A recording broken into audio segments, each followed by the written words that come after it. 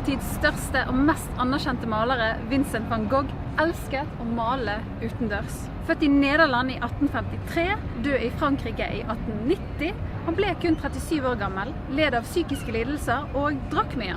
Men han hadde også gode mennesker rundt seg som ønsket at han skulle lykkes, dyttet han frem og oppmuntret han til å male. I løpet av 10 år malte han over 2000 verk, hvor ca. 800 av dem var oljemalerier som ble malt bare de siste 2 årene av livet hans. Og det finnes mange historier om hvordan han faktisk døde. Den offisielle historien er at han tok sitt eget liv etter lengre tid med psykiske lidelser og fattigdom. Men så er det ryktene, mytene, de ubesvarte spørsmålene, og ikke minst en litt mangelfull etterforskning. Ble han kanskje myrdet?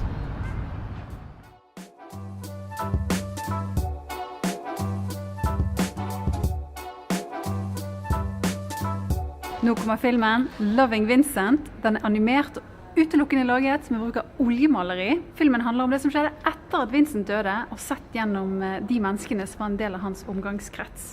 6 år, 125 kunstnere fra hele verden, og tusenvis av maleri har vært involvert. Og bak meg her, inne på Bergen kino, står en av kunstnerne som har vært med å lage filmen, Martina Wollner. Hun holder på med en demo-promo før premieren, som går i gang om litt. Men den offisielle premieren er fredag 20. april i hele Norge.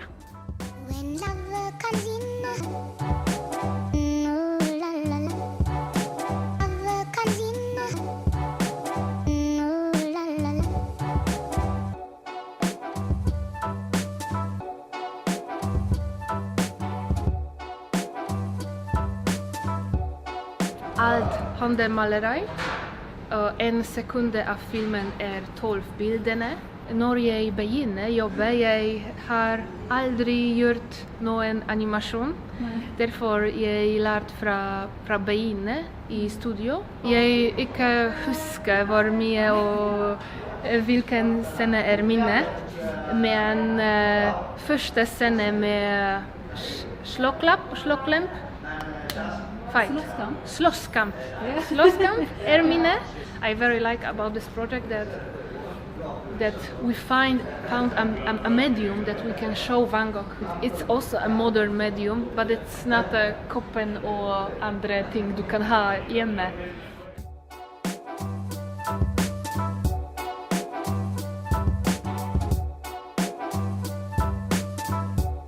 Mens Martina maler seg ferdig, så har jeg litt tid før premieren. Kan dessverre ikke filme der inne, så du må nesten stikke og se Loving Vincent selv. Men jeg har lyst til å ta dere med til den norske leverandøren for malingen som er brukt i filmen, Global Hobby og Kunst. De har også vært så snill å støtte denne episoden. Vi har et felles mål om å gjøre flere interessert i kunst, kunstverden og ikke minst Loving Vincent. Så tusen takk for støtten. Møt Alf Christian Falk, som er salgs- og markedssjef for Global Hobby og Kunst. Og hva er Global Hobby og Kunst? Global Hobby og Kunst er importør og distributør av kunstnermateriell. Vi selger kunstmateriell til butikker over hele landet. Maling, lerret, pensler, alt en kunstner har behov for. Og det er jo litt ukjent del av kanskje kunstbransjen og kunstverden. Ja. Så jeg har lyst til å spørre om vi kan gå og se lageret. Det kan vi. Kan vi det? Kult.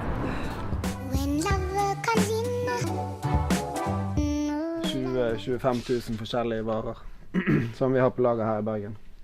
Men hvor er denne malingen som er brukt i filmen? Kan vi se på den? Det må vi finne.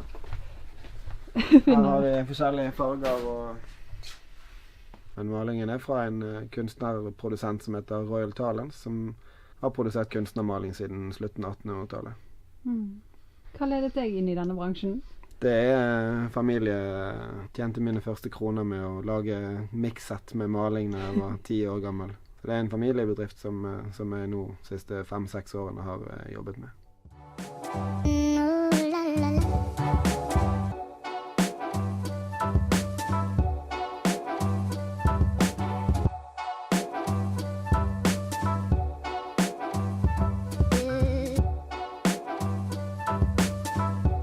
Tenker du når du ser malingen i filmen, det er sånn, det er masse maling. Eller at det er sånn alle produktene, det ser du liksom.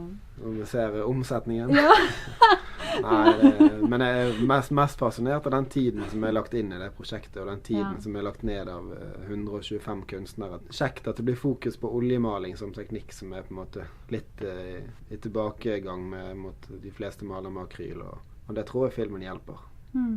Hjelper meg å få til. Takk for meg, Alf. Og takk for at dere har sponset denne episoden. Fordi med deres hjelp så kan jeg også jobbe med dette og gi deg et innblikk i kunstverden og alt det rare kule som skjer der. Og husk premieren på Loving Vincent fredag 7. april i hele Norge. Hvis du blir veldig inspirert av filmen og får lyst til å male, så kan Alf sende deg dette malekittet. Kommenter under hvorfor akkurat du skal vinne det, og så velger jeg en heldig vinner uken etter. Ha det bra!